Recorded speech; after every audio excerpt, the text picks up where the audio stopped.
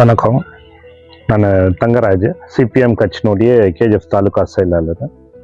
நேற்றைய தினம் முதுபெரும் தலைவர் தோழர் ஆர் நல்லக்கண்ணு இறந்த செய்தி கேட்டு மிகவும் வருத்தப்பட்டோம். மார்க்சிஸ்ட் கம்யூனிஸ்ட் கட்சியின் சார்பாக ஆழ்ந்த இரங்கலை தெரிவித்துக் கொள்கின்றோம். கிட்டத்தட்ட 101 வயசு தோழர் நல்லக்கண்ணுக்கு. ஒரு சாதாரண கிராமத்தில் தாழ்த்தப்பட்ட குடும்பத்தில் பிறந்த நல்லக்கண்ணு அவருடைய ஆரம்ப காலத்திலே சுதந்திர போராட்டத்தில் பங்கு பெற்றவர், அதுக்காக பழிவாங்கப்பட்டவர். அதுக்கப்புறம் இந்திய கம்யூனிஸ்ட் கட்சியோட இணைந்து 1943 தொழிலாளர்களுடைய பல்வேறு போராட்டம், விவசாய கூலி தொழிலாளர்களுடைய பல்வேறு போராட்டங்கள்னு சொல்லிட்டு சாதாரண ஒடுக்கப்பட்ட மக்களுக்காக தன்னுடைய வாழ்நாள் முழுக்க இன்னைக்கு அவரு ஒரு புரட்சியாளனா சேவை செய்ததை நாமெல்லாம் பார்க்கணும். ஒரு அரசியல் தலைவர், இவ்வளவு பெரிய அரசியல் தலைவர், தமிழ்நாடுடைய தகைசால் விருது பெற்றவர், இன்னைக்கு பார்த்தா முதுபெரும் தலைவராக இருக்கக்கூடியவர் ஒரு அரசு ஆஸ்பத்திரியில தன்னுடைய உயிரை விட்டுறாரு. இது எல்லாருக்கும் ஆச்சரியமா தரலாம்.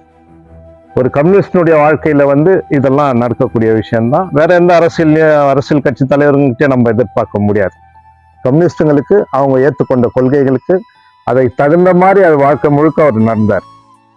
கடைசி இறுதி நேரத்துல கூட அவர் கொடுத்த பல்வேறு விருதுகளை வந்த பணத்தை கூட கட்சிக்காக இல்ல வேற ஏதாவது நல உதவிகளுக்காக தன்னுடைய அந்த பணத்தை கூட கொடுத்துட்டவர். சாதாரண வாழ்க்கையை வாழ்ந்தவர். அந்த காலத்துல கம்யூனிஸ்டுங்கெல்லாம் கூட சைக்கிள்ல போவாங்க, நடந்து போவாங்க. இன்னைக்கு நாகரிக வளர்ச்சிக்கு அப்புறம் சில வசதிங்க இருந்தாலும் பயன்பாடு, பொது சேவையை பயன்படுத்தினாலும் ஒரு சில போலி கம்யூனிஸ்டுங்கெல்லாம் கூட இருக்கிறாங்க. கொஞ்சம் ஆடம்பரமான வாழ்க்கை, தேர்தல்கள்லாம் நிற்கும் போது பணம் செலவு பண்ணக்கூடிய விஷயங்க, வேற அரசியல் கட்சியை விடுங்க. இது மாதிரி எல்லாம் சொல்லலாம். அவர் ஒரு இப்ப இருக்கக்கூடிய இளைஞர்களுக்கு மிகப்பெரிய எடுத்துக்காட்டா இருந்தவர் நல்லக்கண்ணு. வரக்கூடிய சந்ததிகளுக்கு அவருடைய வாழ்க்கை வரலாறு ஒரு முக்கியமான ஒரு வரலாறா கொண்டது ஒண்ணு. இன்றைய செய்தி சார், ஒண்ணு முக்கியமான ஒரு கொஸ்டின் தான். இப்ப பாத்தீங்கன்னா நேற்றைய பொழுது காங்கிரஸ்ல ஒரு மூத்த தலைவராக இருந்த வள்ளல் வி முனுசாமி பிஜேபி இணைஞ்சிருக்காரு. இதை பற்றி கம்யூனிஸ்ட் கட்சியா உங்களுடைய கருத்து என்னங்க? எப்படி பாக்குறீங்க இந்த மாற்றத்தை? அது அவருடைய தனிப்பட்ட ஒரு முடிவு. நாமெல்லாம் கூட சொல்லக்கூடியது என்னன்னாக்கா, இப்போ அரசியல் ரீதியா சிபிஐஎம் பார்ட்டி பிஜேபியை எதிர்க்கக்கூடிய, கொள்கை ரீதியாக அரசியல் ரீதியாக தத்துவார்த்த ரீதியாக தொடர்ச்சியா எதிர்க்கக்கூடிய ஒரு கட்சி பிஜேபி. அந்த பிஜேபி இந்த கட்சியில சேரும்போது நிச்சயமா நாம ஒரு ஆதரிக்க போறதில்லை. அது ஒரு குறிப்பிட்டு சொல்லக்கூடிய விஷயம். ஆனா அவர் சொல்லக்கூடிய சில விஷயங்கள் அங்க எனக்கு இது இல்லை, சுயமரியாதைக்கே எனக்கு ஒரு தாக்கம் வந்துச்சு, ஒரு அட்டாக் ஆச்சு, அது மாதிரி சொல்றாரு. அப்போ காங்கிரஸ் பார்ட்டியில அந்த சர்வாதிகார போக்கு இருக்குது. அந்த சர்வாதிகார போக்குனால அந்த கட்சிக்கு அவர் தலைவராக இருந்து ஓரளவுக்கு பிரபலமா அவங்களுடைய கட்சி தலைவியோ அந்த கட்சிக்காக சில நகரசபை தலைவராக இருந்து சில வேலைங்கள்லாம் செய்யும் போது ஒரு நற்பெயரை எடுத்து கொடுத்துருக்கிறார். ஏன்னா சொல்ல வரேன்னாக்கா, பிஎம்எல் கான்ட்ராக்ட் தொழிலாளிகளுடைய போராட்டம், அப்புறம் தனியார் மயம் பண்ணக்கூடாதுன்ற போராட்டம், அது பண்ணும்போது அவங்க ஒரு 4 சேர்க்கு வந்தாங்களே ஏதோ ஒன்று காங்கிரஸ் கட்சியில இருந்து. ஆனால் இவர் தான் அதெல்லாம் ஏற்பாடு பண்ணார். அப்போ தொழிலாளிகள் நடத்தக்கூடிய அந்த போராட்டத்துக்கு அவர் ஆதரவு தெரிவிச்சு நின்னதை அது எதுக்காக பண்றாங்களோ கிடையாது. ஆனா அந்த தொழிலாளர்களுக்காக நின்னப்போ ஆயிரக்கணக்கானவங்களை சேர்த்ததுக்கான செலவு அதெல்லாம் கூட இவருக்கு பேர் வரல. காங்கிரஸ் பார்ட்டிக்கோ அதனுடைய எம்எல்ஏக்கோ தான் அந்த பேர் பொண்ணை நம்ம பாக்குறோம். அது மாதிரி அவருடைய மனசுக்கு நான் பேஜாராயிட்டா அதுக்கு போனேன்னு சொல்றாரே தவிர, இங்க இருக்கக்கூடிய கொள்கைனால அங்க போனேன்ற மாதிரி வார்த்தைங்களே சொல்ல.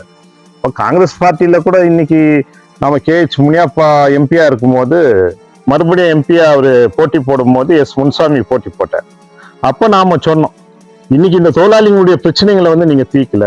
நீங்களும் கூட இத்தனை முறை எம்பியா இருந்தீங்க, மத்திய அமைச்சரெல்லாம் இருந்தீங்க. ஆனா அந்த பிஜேபி தொழிலாளிகளுடைய பிரச்சனையை பத்தி நீங்க கவலைப்பட்டதே கிடையாது. நிச்சயமா அந்த கோபம் உங்களுக்கு எதிரான வாக்கா வரும். நம்ம கொள்கை ரீதியா பல்வேறு விஷயங்களை சொன்னா கூட ஜனங்களுக்கு அவங்களுடைய அடிப்படை விஷயத்துல இவர் எதுவுமே பண்ணலையே. அப்ப காங்கிரஸ் செய்யக்கூடிய தவறு யாருக்கு பெனிஃபிட் ஆகுதுனாக்கா, பிஜேபியினுடைய வளர்ச்சிக்கு பெனிஃபிட் ஆகுது. அதே தான் இன்னைக்கு அங்க சில இதுங்க இருக்குதோ, அவங்க இப்போ மற்றவங்கள நாமெல்லாம் கூட எம்சி தேர்தலில் 2018-19 எம்சி தேர்தலில் நம்மளுடைய ஒரு ஓட்டுனால காங்கிரஸ் முனிசிபாலிட்டி அமர்ந்தது. அதுக்கப்புறம் தான் எம்எல்ஏ ஆனாங்க மதிப்பிற்குரிய எம்எல்ஏ ரூபகலா சசிதர். எங்களுடைய ஒரு ஓட்டு ரொம்ப முக்கியமா இருந்தது. ஆனா அதெல்லாம் கூட இன்னைக்கு மறந்துட்டு சில அரசியல் ரீதியான நமக்கு எதிரான சில செயல்பாடுங்க கூட செய்யறாங்க. ஆனா எங்களுக்கு அதெல்லாம் ஒன்றும் பிரச்சனை. எங்களுடைய அரசியல் என்ன, தொழிலாளர்களுக்காக, சாதாரண மக்களுக்காக, விவசாயிகளுக்காக, ஒடுக்கப்பட்ட மக்களுக்காக போராடக்கூடிய இயக்கம். எங்களுக்கு அதெல்லாம் பெருசு கிடையாது. ஆனா இது மாதிரியான ஒரு தலைவர் போறது அவருடைய தனிப்பட்ட விஷயமா இருந்தாலும் கூட இந்த கட்சியில சேர்றதுக்கு எங்களுடைய ஆதரவு கிடையாது. ஆனா அவர் போறதுக்கு சொல்லக்கூடிய காரணம் இவங்க கண்டிப்பா அலசி ஆராயணும். அது மாதிரியான இன்னும் அது மாதிரியான ஆதிக்கம் அங்க இருக்குது.